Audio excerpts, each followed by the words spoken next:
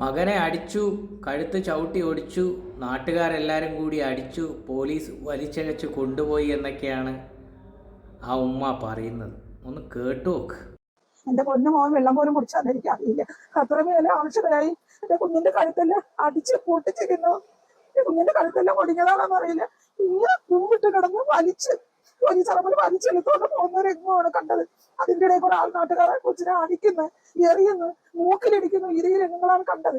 അത് കണ്ടിട്ട് ഞങ്ങൾ ആരും ഇതുവരെ മാനസികമായിട്ട് ഞങ്ങൾക്ക് പുറത്തിറങ്ങാനുള്ള മാനസികം ഇതുവരെ മനസ്സ് ചവിട്ടിയോ കഴുത്ത് ഒടിച്ചോ?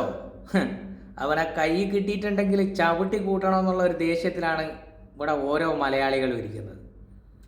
അറിയോ, ഈ 1.5 വയസ്സായ ഈ പിഞ്ചു ബാലകനെ ഒരൊറ്റ ചവിട്ടിന് തല വന്ന് മതിലിടിച്ചിട്ടാണ് ആ പൊന്നുമോൻ മരണപ്പെട്ടത്. അറിയോ, ആ പിഞ്ചു ബാലകൻ. ആ ഡോക്ടർ ആ പിഞ്ചു ശരീരം പോസ്റ്റ്മോർട്ടം ചെയ്യുമ്പം 91 മുറിവുകളാണ് ആ കുഞ്ഞിൻ്റെ ദേഹത്ത്. സിഗരറ്റ് വെച്ച പാടുകളും അടിച്ചതും പിടിച്ചതുമായ പാടുകൾ. തള്ളയുടെ മോൻ കാണിച്ച ക്രൂരതയാണ് ആ പിഞ്ചു കുഞ്ഞിനോട്. 1.5 വയസ്സായ, ഒന്ന് കരയാൻ പോലും ത്രാണിയില്ലാത്ത, എന്നെ തല്ലിയെന്ന് പോലും പറയാൻ പോലും നാവെടുക്കാൻ പറ്റാത്ത ആ പിഞ്ചു മോൻ്റെ ദയനീയ അവസ്ഥ അറിയോ. എന്നിട്ട് അവനെ അടിച്ചു, പിച്ചു, കുത്തി. ആ നായിൻ്റെ മോനുണ്ടല്ലോ, ആ നായിൻ്റെ മോനെ ഞാനെങ്ങാനും അവിടെ നാട്ടിൽ ആ സമയത്തുണ്ടായിരുന്നെങ്കിൽ ഇനി എന്ത് കേസുണ്ടെന്ന് പറഞ്ഞിട്ടുണ്ടെങ്കിലും ഓനെ കൊല്ലാനുള്ള ദേഷ്യമുണ്ട്. അവനെ കൊല്ലാനുള്ള ദേഷ്യം എന്താണെന്നറിയോ. ഈ പിഞ്ചു പാലകൻ്റെ മുഖം കണ്ടിട്ട് അവനെ കടിച്ച് പിടിച്ച് കുത്തി അവനെ കൊല്ലുകയാണ് വേണ്ടത്. ആ സ്പോട്ടിലിട്ട് നാട്ടുകാർ തല്ലിക്കൊല്ലുകയാണ് വേണ്ടത്. ഇവനെപ്പോലുള്ള ഒരു നായിനെയൊക്കെ എന്തിനാണ് ഇത്ര തീറ്റി കൊടുത്ത് വളർത്തിയത്? അവനെ തല്ലി കുത്തിയെന്ന് പോലും. കല്യാണം കഴിച്ച ആദ്യ ഭാര്യനെ തന്നെ അവൻ ചവിട്ടിക്കൂട്ടി 2 വർഷമായിട്ട് ആ പെണ്ണ് കോമയിലാണ് കിടക്കുന്നത്. ഒന്നും സംസാരിക്കാനും പോലും കഴിയാത്തത്.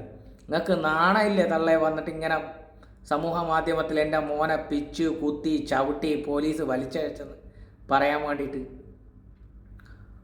ആ പിഞ്ചു കുഞ്ഞിൻ്റെ മുഖം നിങ്ങൾ കണ്ടോ?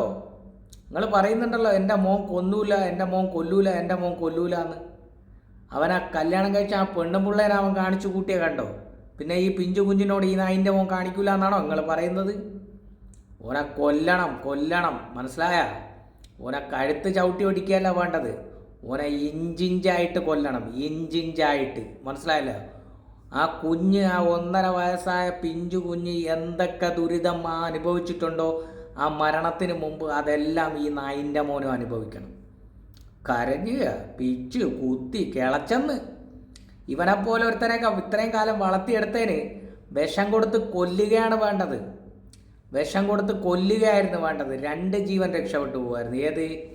ആദ്യം കല്യാണം കഴിച്ച ആ പെണ്ണ് ഇപ്പോഴും സംസാരിക്കാൻ പറ്റാതെ കിടക്കുകയാണ്. ഈ പിഞ്ചു പാലകൻ മരണപ്പെട്ടു പോയി. നിങ്ങൾക്ക് നാണമില്ലേ തള്ള ഇങ്ങനെ വന്ന് കിടന്നിട്ട് കരയാനും പിടിക്കാൻ വേണ്ടിയിട്ട്?